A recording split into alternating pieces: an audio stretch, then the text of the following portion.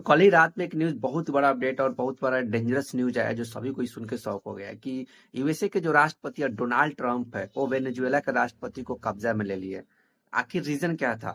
आखिर वेनेजुएला का राष्ट्रपति ऐसा क्या गलती करती है? वेनेजुएला का राष्ट्रपति को गिरफ्तार किया गया तो उनको बताया गया कि आप ड्रग्स जो है उसको स्मगलिंग करते थे, यानी ड्रग्स को इधर उधर करते थे। इसके वजह से वेनेजुएला के राष्ट्रपति को यूएसए के द्वारा उसको गिरफ्तार कर लिया गया और कब्जा में ले लिया गया। लेकिन जानते हैं इसके सबसे पीछे सच्चाई क्या है? इसके पीछे सच्चाई है कि वेनेजुएला के पास जो तेल का बहुत सारा भंडार है, यानी विश्व का सबसे बड़ा तेल भंडार वेनेजुएला के पास है।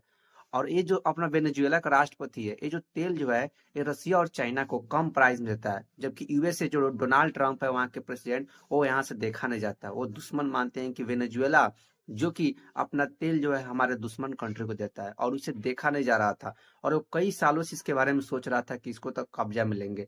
और आज ही रात में वेनेजुएला के राष्ट्रपति को कब्जा में ले लिया गया। और रीजन क्या बताया गया कि ड्रग्स स्मगलिंग करते थे। ड्रग्स के बारे में कि उनको किस सिद्धांत के तहत लिया गया, तो उन्हें बताया गया कि डी डॉन ड्रगनिंग, जो ड्रगनिंग होता है कोकिन टेरर के अटैक के सिद्धांत के अकॉर्डिंग उनको गिरफ्तार किया गया।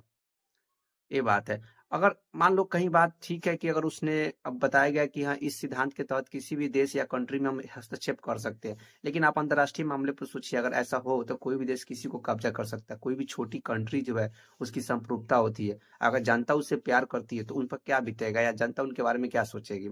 तो ऐसा कभी नहीं करना चाहिए कि हाँ स्मॉल कंट्री है उसकी संप्रभुता का भी ध्यान रखनी चाहिए। वो बातचीत करके भी अपना एक दूसरे को सुलटा सकते थे, एक दूसरे से बातचीत करके भी उस मामला को सॉल्व कर सकते थे, लेकिन नहीं, डायरेक्ट उनको गिरफ्तार कर लिया। आई नो कि हाँ यूएसए जो है बहुत पावरफुल है, या वेनेजुएला उससे लड़ाई नहीं कर सकता, या सैन्य शक्ति में हो या इकोनॉमिकल में लड़ाई नहीं कर सकता, लेकिन यूएसए को ऐसा नहीं करना चाहिए। इन फ्यूचर में सभी कंट्री अगर ऐसा करने लगे तो फिर कोई भी देश एक दूसरे के संप्रभुता से नहीं जी पाएगा। नेक्स्ट इसी प्रकार के करंट देखने के लिए हमारे चैनल को सब्सक्राइब कर सकते हैं। मिलते हैं दोस्तों नेक्स्ट अपडेट में।